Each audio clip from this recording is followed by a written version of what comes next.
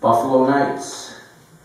The dream devours its antipathy in fits of indissoluble resignation to daylight scorn, ignoring allegations while swathing floors or looking out the window, little by little, tattletales blowing thorns into the morning fright.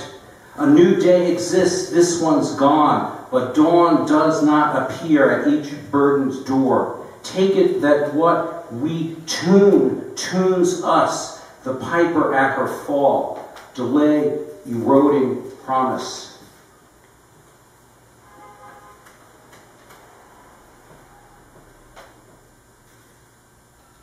The ache of the archives, after Derrida, after Freud. In due course, in order to expose for nothing an entire interrogation, vertiginously staging stories, why share, cursing jerkily, even if speculation is never a mute desire? The very thing forgets its phonolytic principalities, dribbling illusions beyond apparatus, natural rocks, spontaneity of witness, the machine, memory, movement. These are all inessential affects. Have pen, will travel. It's not my business to describe anything. The only report is the discharge of words called to account for their slurs. A seance of sorts, or transport into that nether that refuses measure. So she picked these two from With Strings, and affirmation. I am not I. When called to account, plaster over, dumbly benched, the corrosive ardency of blinkered identification, to affirm nothing, a veil of asymptotic bent, prattling overtones to the striated ecstasy of an turned-around spade. Spraying parkway gulls its titular horizon, and my growling zebra knows me just enough to tip her hat. An affirmation, it's a single word. And this is an untitled poem. This us is only what we pour on ourselves when we decide to contain the cost of our forgetfulness. Just a couple more. The two poems that actually that Carla selected from World on Fire are actually in the selected, so I'll read that from here. Didn't we? Inch by inch, the paths breaking into patches of blue and green, then black and brown, then over the pass to the top of the remotest interior, accustomed as we are to torrential indifference and beatific familiarity. Look, up in the sky! Another ad for vinyl tubing. Pillow of who's-its and what's-its, of knob and kebab, Inslee and Euphrasia, Akabab and Boudalip.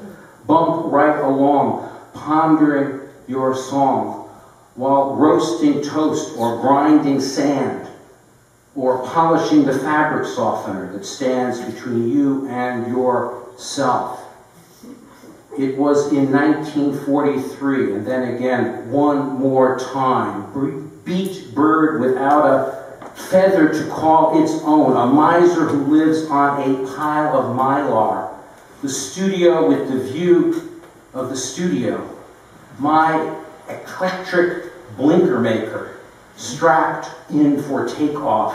No floating allowed, as quiet as the steps to an indelible vanishing. And the other from World on Fire, broken English. What are you fighting for? The men move decisively toward the execution chamber.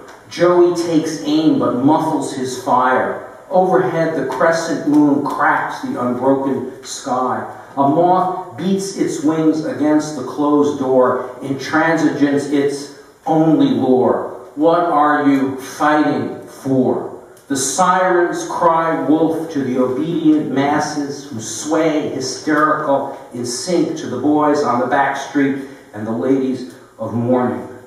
Brushing up fate pixel by pixel, burnishing dusk, the sum of entropy and elevation.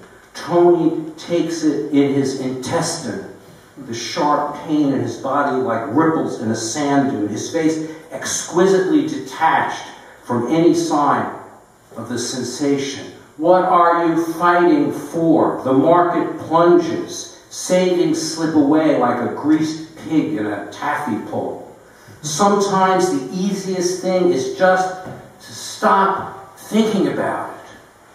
Then it can just think you, depending on the angle of the incline and the rate of decomposition. Wives to each other, husbanding the fear that feeds upon itself and its prey. Doesn't that count for something, even in these pitched accommodations? What are you fighting for? What are you fighting for? The last poem I'm going to read from Carla's selection is Castor Oil. It's written for Emma.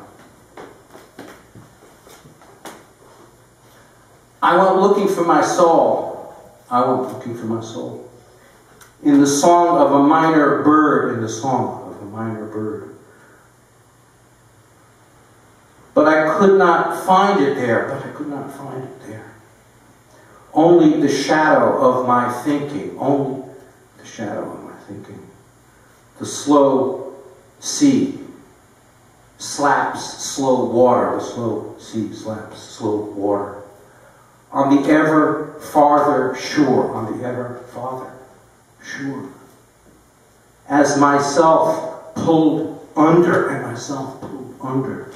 in the uneven humming of the still wavering warps, Tuneless I wander, sunder, in lent blends of remote display,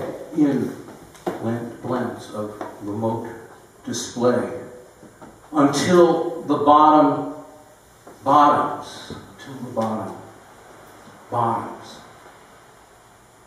in sun-drenched light, cradled fold,